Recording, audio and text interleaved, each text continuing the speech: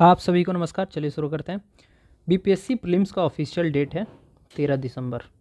अभी तक कोई ऐसा न्यूज़ नहीं है बीपीएससी की तरफ से, ना तो कोई नोटिस जारी किया गया है कि नॉर्मलाइजेशन होगा कि नहीं होगा, डेट एक्सटेंड होगा कि नहीं होगा।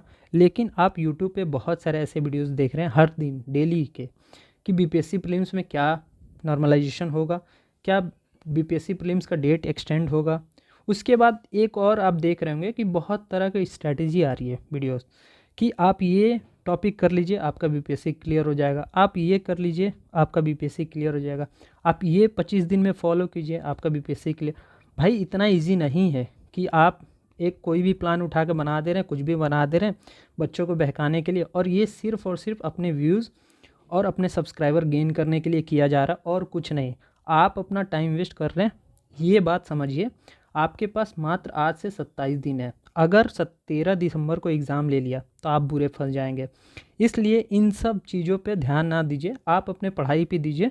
जिस दिन बीपीएससी ने नोटिस निकाला कि नॉर्मलाइजेशन होगा, डेट एक्सटेंड होगा कि नहीं होगा, आप उस पर ध्यान दीजिए। ठीक है, डायरेक्ट ऑफिशियल नोटिस पे अगर कोई वीडियोज़ बनाता है ऑफिशियल नोटिस पे, एक बार देख लिया काम ख़त्म। ठीक है, या आपको कोई ना कोई टेलीग्राम चैनल पे ऑफिशियल नोटिस मिल जाएगा। तो इन सब पे टाइम वेस्ट नहीं करना है। मैं बोलूँगा आप 27 दिन में एटलीस्ट 2 रिवीजन का एक प्लान बनाइए, एक अपना टारगेट सेट कीजिए कि हमें इतना मार्क्स स्कोर करना है, उसके हिसाब से अपना प्लान बनाइए। ठीक है, इन सब फेक न्यूज़ पे ध्यान नहीं देना है, ना तो यूट्यूब पे टाइम वेस्ट करना है। आप अपने 27 दिन को अच्छे से यूज़ कीजिए। मैं इन पर थोड़ा सा आप लोग को बता दूं कि आपको करना क्या है। एक एक्सपेक्टेड कट ऑफ तैयार कीजिए अपने हिसाब से। ठीक है, आप जिस भी कैटेगरी में फॉल कर रहे हैं वो अपना टारगेट बनाइए 27 दिन में कि एक मैं मॉक दे रहा हूँ, उतने मेरे मार्क्स आ रहे कि नहीं आ रहे। उसके बाद सब्जेक्ट प्रायोरिटी डिसाइड कीजिए। ये भी कैसे डिसाइड करना मैं इस वीडियो में आपको बताऊंगा। उसके बाद 2 रिवीजन का आप एक शेड्यूल तैयार कीजिए। ठीक है, अपने हिसाब से। जैसे आपने हिस्ट्री का कुछ चैप्टर किया कुछ चैप्टर नहीं किया है, तो हमको कौन से चैप्टर को कंप्लीट करना है अपने इस रिवीजन में, वो खुद आप खुद से डिसाइड कर सकते हैं। ठीक है, उसके बाद 25 दिन को मैं बोलूँगा, जैसे 25-26 दिन जो भी आज से आप देख सकते हैं वो देखिए। आप क्या कीजिएगा, 15 दिन को एक डिवाइड कीजिएगा 15 दिन में, और दूसरा आप स्टेप लीजिएगा 10 दिन का। और 15 दिन में आपने जो भी पढ़ा है, ठीक है, नया जो भी ऐड करना कर लीजिए। इस 10 दिन में आपको कुछ भी नया ऐड नहीं करना। इस 15 दिन के अंदर जो भी आपने कंप्लीट किया है उसी 15 दिन को इस 10 दिन में आपको कंप्लीट करना है, रिवीजन करना कंप्लीट। ठीक है, और ये आपके पास लास्ट 25 दिन है। आप अपना से खुद से प्लान बनाइए, अपना प्लान खुद से बनाइए, अपने हिसाब से बनाइए। दूसरे का कोई प्लान नहीं काम आने वाला है। आपको अगर समझ में नहीं आ रहा, किसी अच्छे यूट्यूब चैनल से अपना एक प्लान ले लीजिए। ठीक है, उसके हिसाब से एक वीडियो देखा, अपना खुद का एक दिमाग लगाइए, खुद से अपना प्लान बनाइए। आपको पता है कि कौन सा सब्जेक्ट मेरा वीक है, कौन सा सब्जेक्ट कितना पढ़ना है, ये आपको पता है, ना तो किसी को पता है। ठीक है, उसके बाद कट ऑफ की बात करें, एक्सपेक्टेड कट ऑफ की, तो आप यहाँ पे देखेंगे लास्ट 2 साल का तो सिमिलर टाइप का कट ऑफ है। ठीक है, और ये पेपर 70th में भी ऐसा ही होने वाला है, क्योंकि यूपीएससी पैटर्न को इन्होंने कुछ 40-50% क्वेश्चन जो है यूपीएससी पैटर्न पे आप देखेंगे लास्ट 2 साल में 40-50% क्वेश्चन जो है यूपीएससी पैटर्न को फॉलो कर रहा है, इसलिए कट ऑफ नीचे जा रहा है। तो आप ये मान के चले कि 95 इस बार भी कट ऑफ होगा। ठीक है, तो आप 95 एक टारगेट बनाइए, मॉक टेस्ट दीजिए कि आपका एटलीस्ट 95 स्कोर आ जाए। ठीक है, तो आप सेफ रहेंगे प्रीलिम्स में। ठीक, उसके बाद बात करते हैं सब्जेक्ट प्रायोरिटीज़ की। तो सब्जेक्ट प्रायोरिटी कैसे डिसाइड होगी, लास्ट 4-5 साल के पेपर देखेंगे, कौन सा सब्जेक्ट से कितने क्वेश्चन पूछे जा रहे हैं, वहाँ से आप डिसाइड कर लीजिए। जैसे यहाँ पे देखेंगे करेंट अफेयर का, आप यहाँ पे देख रहे हैं 27 से 21 क्वेश्चन के बीच में करेंट अफेयर पूछता है, तो करेंट अफेयर का काफ़ी वेटेज है। उसके बाद अगर हिस्ट्री को आप देखेंगे, यहाँ पे देखिए, तो नियरली 30 क्वेश्चन के आसपास हिस्ट्री पूछता है। ये सेकंड प्रायोरिटीज़ आपकी होनी चाहिए। ठीक है, उसके बाद ज्योग्राफी को देखेंगे, वेटेज बढ़ा रहा है। ये देखिए 5 क्वेश्चन, 4 क्वेश्चन, 10 क्वेश्चन, यानी ज्योग्राफी के वेटेज बढ़ रहे हैं। ठीक है, यहाँ पे भी देखिए इंडियन ज्योग्राफी भी। ठीक है, उसके बाद पॉलिटी का देखिए 9, 10, 13, यानी पॉलिटी भी 13-14 क्वेश्चन पूछने वाला है लगभग। इकोनॉमी का भी आप देखिए, इसके भी वेटेज बढ़ रहा है 10, 11, 14, यानी इकोनॉमी के भी वेटेज बढ़ने वाले हैं। ये आप अच्छे से डिसाइड कीजिए, और उसके बाद आप डिसाइड कीजिए कौन सा सब्जेक्ट का कितना चैप्टर बाकी है और किसको किसको कंप्लीट करना है। ठीक है, अब आते हैं साइंस के ऊपर बात करते हैं। तो साइंस में देखेंगे 3 सेक्शन होता है, बायोलॉजी, फिजिक्स, केमिस्ट्री।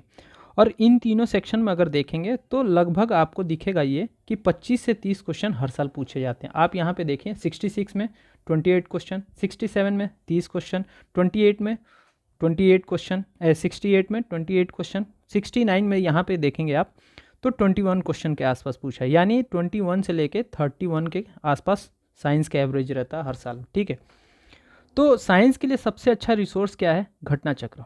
ठीक है, मैं बोलूँगा आप लोगों के लिए कि 2 सब्जेक्ट के लिए घटना चक्र आप फॉलो कीजिए। एक होता है हिस्ट्री, ठीक है, दूसरा है साइंस। इन 2 सब्जेक्ट के लिए आप साइंस फॉलो कीजिए। और बीपीएससी में क्या होता है ना, स्टैटिक पोर्शन साइंस के बहुत पूछते हैं और करेंट अफेयर का वेटेज काफ़ी कम रहता है। तो करेंट अफेयर भी पूछता है 4-5 क्वेश्चन, लेकिन आप देखेंगे स्टैटिक क्वेश्चन ज़्यादा पूछता है। क्लास 10 के नीचे वाले जितने भी साइंस है उससे ज़्यादा क्वेश्चन पूछते हैं। तो साइंस को भी प्रायोरिटीज़ में रखिए। उसके बाद इन्वायरमेंट आता है, तो इन्वायरमेंट से क्वेश्चन नहीं पूछते हैं, 2 से 3 क्वेश्चन पूछते हैं और ये लगभग आपका करंट से ही कवर हो जाएगा। ठीक है, तो हमें इन्वायरमेंट के लिए ज़्यादा माथा पेची नहीं करना है अभी। उसके बाद बिहार करंट को देखेंगे तो बिहार करंट में सबसे ज़्यादा इंपॉर्टेंट है बिहार बजट और बिहार का इकोनॉमी सर्वे। और जो भी नई पॉलिसीज़ आई है, जो भी गवर्नमेंट की स्कीम्स नहीं चल रही हैं, उन सबको आप देख लीजिएगा। ठीक है, तो करंट अफेयर आप देख लीजिएगा अपने से। उसके बाद आ जाते हैं बिहार स्पेशल के ऊपर, यानी बिहार स्टैटिक का जो है कि हिस्ट्री हो गया, ज्योग्राफी हो गया, इकोनॉमी हो गया, पॉलिटी हो गया। तो सबसे इंपॉर्टेंट होता है हिस्ट्री। ठीक है, यहाँ देखिए हिस्ट्री से हर साल 2 से 3, 4, 5 क्वेश्चन हर साल पूछता है। उसके बाद ज्योग्राफी हो गया, ज्योग्राफी में देखेंगे आप 5 से 7 क्वेश्चन हर साल, मतलब ऑन एन एवरेज इसका 5 से 7 या 8 क्वेश्चन के आसपास एवरेज रहता है। ठीक है, तो ज्योग्राफी भी पढ़ लीजिए। इसका सबसे अच्छा सोर्स 2 ही है मार्केट में, एक तो क्राउन है, दूसरा कौन सा है, और केबीसी नैनो। ठीक है, 2 बुक है, दोनों में से जो आपके पास है उसी को पढ़िए और कुछ नहीं करना। उसके बाद इकोनॉमी में अगर बात करें तो इकोनॉमी में सारा करंट बेस होता है, बिहार बजट और इकोनॉमी सर्वे, इससे ज़्यादा कुछ करना नहीं है। उसके बाद पॉलिटी, तो पॉलिटी थोड़ा थोड़ा से देख लीजिएगा। ठीक है, ज़्यादा कुछ नहीं करना है इसके भी। उसके बाद आ जाते हैं क्वांटिटेटिव एप्टीट्यूड यानी मैथ और रीजनिंग। तो इसके हर साल आप देखेंगे 10 क्वेश्चन आते हैं और ये काफ़ी इजी क्वेश्चन पूछे जाते हैं कि आप इस ईजिली 7 से 8 क्वेश्चन सही कर पाएंगे। अगर आप पिछले 10 साल के क्वेश्चन ही सिर्फ प्रैक्टिस करके जा रहे हैं, आपको अच्छे से बनाने आता है, तो आप इजीली 7 से 8 क्वेश्चन आराम से कर पाएंगे। ठीक है, तो आप पीवाईक्यू कीजिए, क्वांट के 10 साल का लास्ट 10 साल का पेपर उठाइए और आपके पास कितने हो गए, टोटल 100 क्वेश्चन हो गए। इसी क्वेश्चंस को अच्छे से सॉल्व कीजिए। जो चैप्टर आपको नहीं आ रहा है यूट्यूब पे उस चैप्टर को सर्च कीजिए और वहाँ से चैप्टर सीखिए, फिर पीवाईक्यू कीजिए। ठीक है, तो क्वांट के लिए हो गया। अब हम थोड़ा सा ना एक प्रायोरिटाइज कर लेते हैं सब्जेक्ट को, जैसे कि हिस्ट्री हो गया, general science, polity, Bihar special, math, geography, economy, current affair, environment. इनको कैसे कैसे पढ़ना है? सबसे पहले हमें हिस्ट्री को कंप्लीट करना है। हिस्ट्री का आपने वेटेज देखा ही, 25 से 30 क्वेश्चन के आसपास पूछे जाते हैं। फिर जनरल साइंस का भी यही है, 25 से 30 क्वेश्चन के आसपास पूछे जाते हैं। और मैंने इनको इसलिए ऊपर रखा है, आप देखेंगे करंट अफेयर भी है, तो करंट अफेयर को मैंने सबसे नीचे रखा है। करंट अफेयर का क्या है ना कि अगर ये एग्ज़ाम ख़त्म होता है तो इसके वेटेज 0 हो जाएंगे, ये आपके साथ नहीं रहने वाले। और ये क्या है ना, ये दोनों ऐसे सब्जेक्ट हैं, मतलब स्टैटिक पोर्शन, ये आपके साथ किसी भी एग्ज़ाम में आपके साथ रहेंगे, सिर्फ आपको करंट अपडेट रहना पड़ेगा। ठीक है, तो ये 2 सब्जेक्ट सबसे पहले कंप्लीट कीजिए। फिर उसके बाद पॉलिटी आती है। ठीक है, पॉलिटी के ना 7-8 चैप्टर है इंपॉर्टेंट, जैसे फंडामेंटल राइट्स हो गया, उसके बाद पार्लियामेंट हो गया। इन सब चैप्टर से बहुत क्वेश्चन पूछता है, हर साल देखेंगे 2-3 क्वेश्चन इन्हीं 2 चैप्टर से पूछ लेगा। ठीक है, तो थोड़ा सा अभी क्या है, एग्ज़ाम नज़दीक है तो थोड़ा सा स्मार्ट स्टडीज़ भी हमें मांगता है, तो आप उस पर ज़्यादा फोकस कीजिए जिससे ज़्यादा क्वेश्चन पूछा जाता है। ठीक है, तो थर्ड पे हमने पॉलिटी को रखा है, फिर बिहार स्पेशल को रखा है। बिहार स्पेशल में भी देखेंगे आप 20 के आसपास क्वेश्चन पूछे जाते हैं। और बिहार स्पेशल में आपको पहले हिस्ट्री कंप्लीट करना है, फिर ज्योग्राफी कंप्लीट करना है। ठीक है, फिर आपको पॉलिटी करना है, दैट्स इट, इससे ज़्यादा कुछ नहीं करना। फिर उसके बाद मैथ का, क्वांट का आपको सिर्फ और सिर्फ पीवाईक्यूज करने हैं। इसके 10 क्वेश्चन पूछे जाते हैं। ठीक है, 10 क्वेश्चन, इसलिए मैंने ये रखा है कि यहाँ से श्योर शॉर्ट मार्क्स है, यहाँ से आप 7 से 8 मार्क्स आज आराम से गेन कर पाएंगे। उसके बाद मैंने ज्योग्राफी को रखा है, फिर इकोनॉमी को रखा है।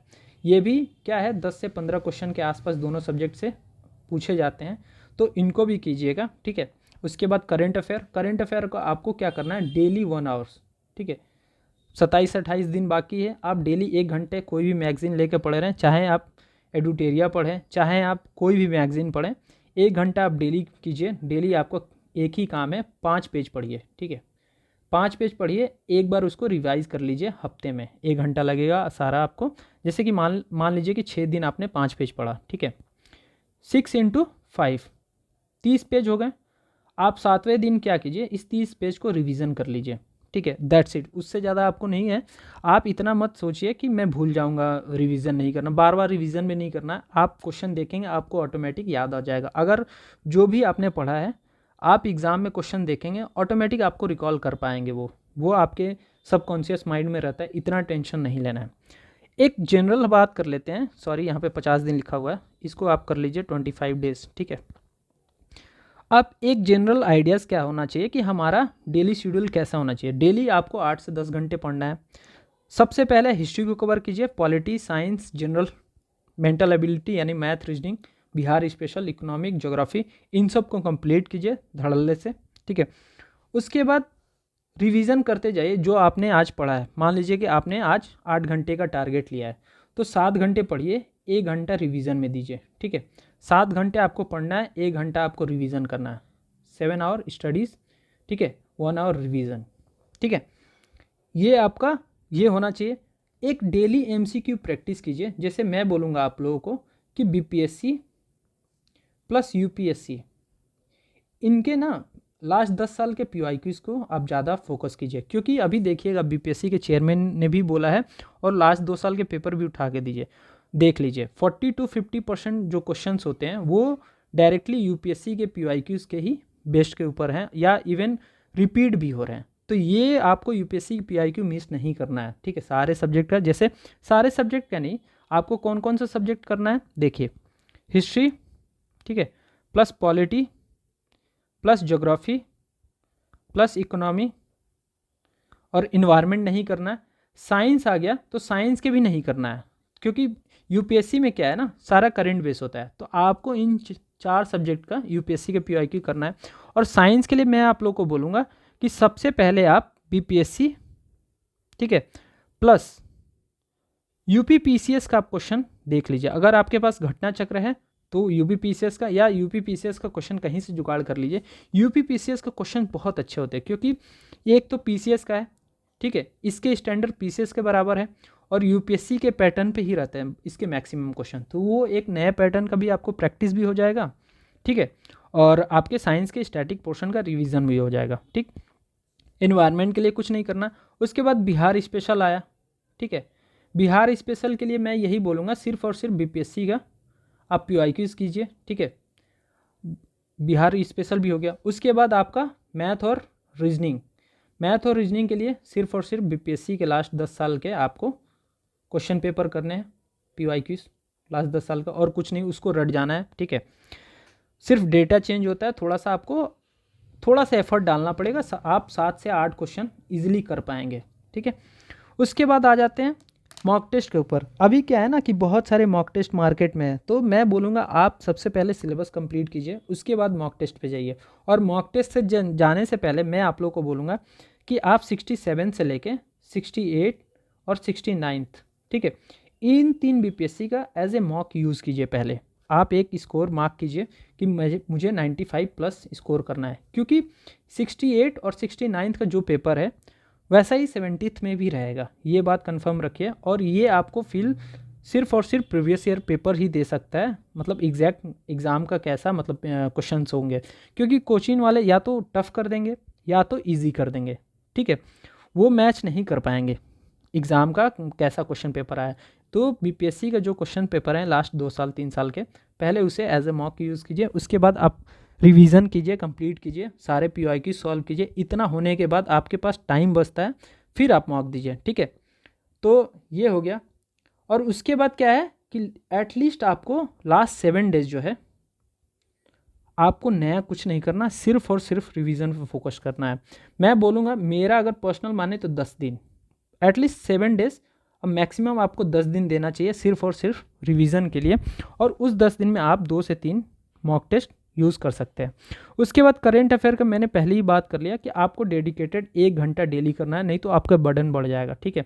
डेली आपको 1 घंटा देना है, और 1 घंटे के बराबर 5 पेज आपने डेली पढ़ा, ठीक है, और इसको 6 दिन, हफ्ते में 6 दिन करना है, यानी आप 30 पेज किया आपने एक वीक में, इसको एक दिन रिवीजन कर लिए, यानी 7 दिन में आपका 30 पेज कंप्लीट, ठीक है। आपके पास अभी से 4 वीक है, ठीक है, 4 वीक इंटू 30 यानी 120 पेजेस। थोड़ा सा आप एफर्ट और एक्स्ट्रा बढ़ा देते हैं तो इजीली आपका करेंट अफेयर पूरा कंप्लीट हो जाएगा विथ रिवीजन, ठीक है, 2 रिवीजन के साथ, ठीक है। दैट्स इट, इतना ही है। ज़्यादा किसी भी फेक न्यूज़ और इन सब मतलब इन सब में नहीं पढ़ना है कि बीपीएससी नॉर्मलाइजेशन ला रहा है कि बीपीएससी एक्सटेंड करना है, सीधा सीधी अपने एग्ज़ाम पे फोकस करना है, ठीक है, फालतू के अपना टाइम वेस्ट नहीं करना है। चलिए मिलते हैं नेक्स्ट वीडियो में, बाय बाय, धन्यवाद।